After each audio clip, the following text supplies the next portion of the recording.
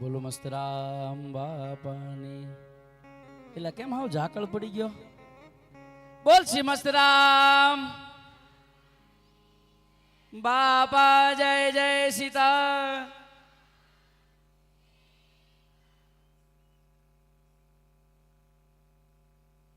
ધ્યાન મૂલમ ગુરુ મૂર્તિ પૂજા મૂલમ. હું થોડોક ઊભો થઈ જાઉં, મને બહુ આઘા આઘા લાગો છો તમે, બરોબર ને બાબુ?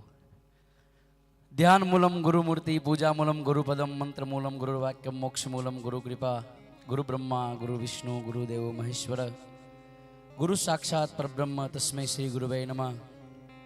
પરમ દિવ્ય ચેતના સમાધિસ્થ સંત શ્રી મસ્તરામ બાપાના ચરણોમાં દિવ્ય કોટી કોટી વંદન કરી મંચ ઉપર બિરાજમાન વ્યાસપીઠાધીશ્વર પરમ પૂજ્ય શ્રી જીતુ બાપુ એમના ચરણ કમલની અંદર વંદન કરી સુંદર સંગીતની અંદર આ સુંદર સાત સંગીતના સુરથી આ કથાની અંદર દેદીપ્યમાન કરતા હાર્મોનિયમ ઉપર નરેશ બાપુ, અમારે જયદીપ બાપુએ યાદી કરી અભિષેક બાપુ તે ને, અભિષેક બાપુ ગોસ્વામી કદાચ ભૂલ ન પડી દે તો, તથા તબલા ઉપર બિરાજમાન પેડ ઉપર જે પણ સંગીત વૃંદ બધાઈને મારા જય મસ્તરામ.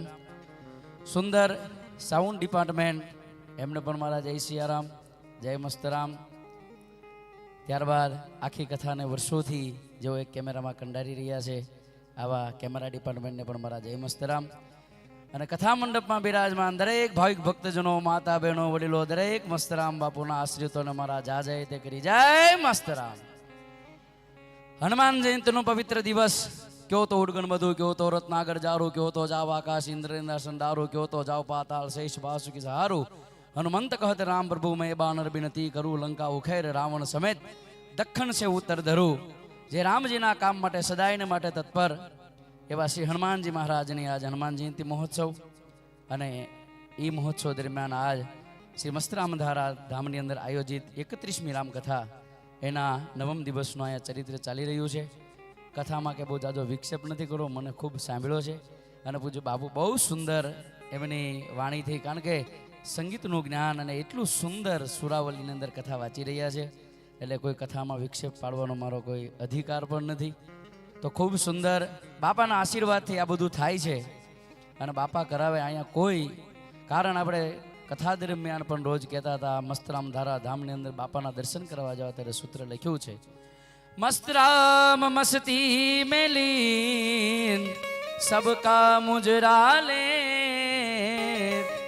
जैसी जिसकी चाकरी ऐसा उनको दे. જેવી જેવી તમે અહીંયા સેવા કરશો એવું તમને મળશે. હવે જેને કરી છે એ બધાને અનુભવ છે, એટલે કે જાજો બહુ આપણે આગળ નથી જવું.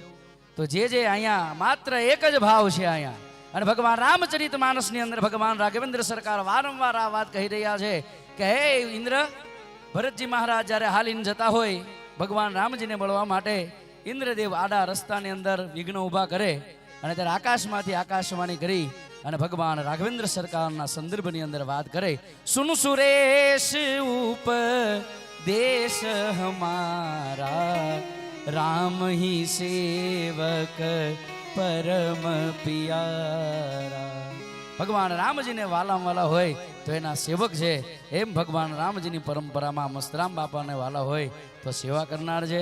એટલે બાપા ખૂબ તનમન ધનથી સેવા કરજો, જેટલું થઈ શકે એટલે આ ધામની અંદર સેવાનું મહત્વ છે. પ્રસાદ લેજો, પ્રસાદને લઈ અને જેટલી થાય એટલી સેવા કરજો. અને એક આપણે જે દર વર્ષે ગાતા હતા એક ખાલી કડી ગાય, વાલું વાલું લાગે રે મને પ્યારું લાગે રે, વાલું વાલું લાગે રે મને,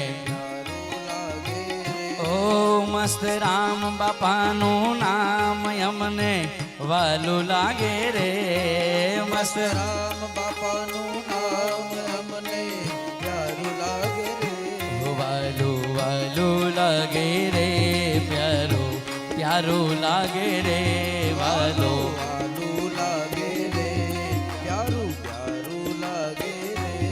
બેઠા છો ઘણા બધા પણ તાળીનો અવાજ આવતો નથી મારી હોજેનો અવાજ ધૂને ન સંભળાતી. ભવસાગર છે ભારી મુજને તરતા ના ફાવે, ભવસાગર છે ભારી મુજને તરતા ના ભાવે, આવી તરવાની મને હોશ ગણી, હવે કોણ મને બચાવે? તરવાની મને હોશ ગણી, મને કોણ હવે બસાવે. એ મારા સદગુરુનો સંગ તારણ હારો લાગે રે, મારા સદગુરુનો સંગ મને આનંદ લાગે રે. એ પછી સંસારીનો સુખ ખારું ખારું લાગે રે, પછી સુખ મારું મારું લાગે રે. એ મસ્ત રામ બાપાનું નામ અમને વાલું લાગે રે, મસ્ત રામ બાપાનું નામ આલું આલું લાગે રે. પુનઃ પુનઃ મસ્તરામ બાપાના ચરણોમાં દંડવત પ્રણામ.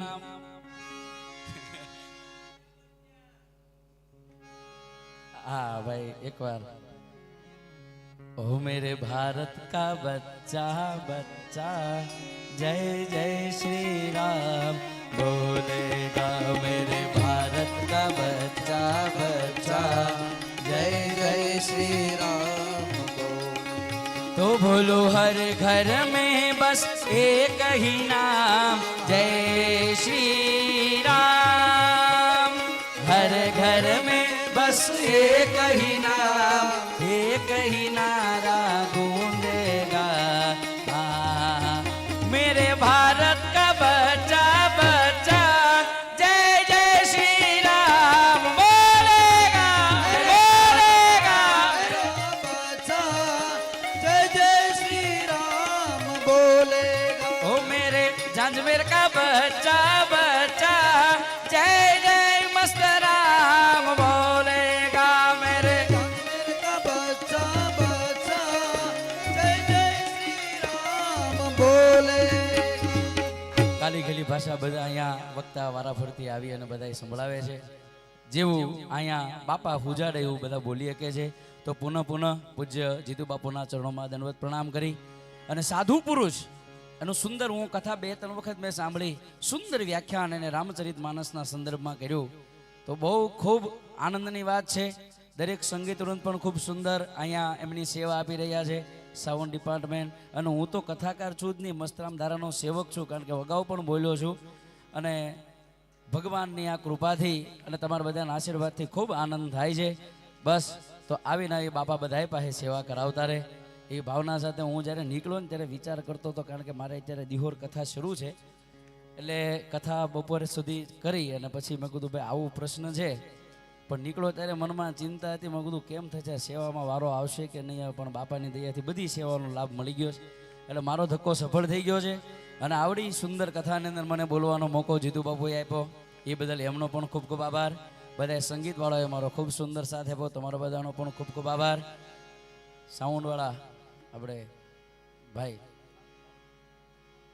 ગૌતમભાઈ અહીંયા પોકે ને ગળું બંધ થઈ જાય એનું, પણ બીજાના ગળા ખોલી દે છે. આ ગૌતમભાઈનો પણ ખૂબ ખૂબ આભાર. બધાએ સેવક સમુદાયનો ખૂબ ખૂબ આભાર સાથે બધાને જા જાય તે કરી. જય મસ્તરામ, જય મસ્તરામ, જય મસ્તરામ, બોલીએ મસ્તરામ બાપાની જય. બાપા જય જય સીતારામ સીતારામ. જાજો સમય નહીં લઉં, આપણે બધાને વચ્ચેથી વિદાય લઈ રહ્યો છું. જેટલો સમય મળ્યો એટલો આવ્યો છું. બસ આશીર્વાદ આપજો કે દર વર્ષે અડધી પોણી કલાક આવવાનો ભગવાન મન ગમે નથી સમય કાઢી દે. આવી તમે બધા આશીર્વાદ આપજો. બાપુના ચરણોમાં વંદન, સંગીત વૃંદના ચરણોમાં વંદન. બધા સિયારામમાં સબ જગ્યાએ જાની કરો પ્રણામ જોરી જુગ પાની.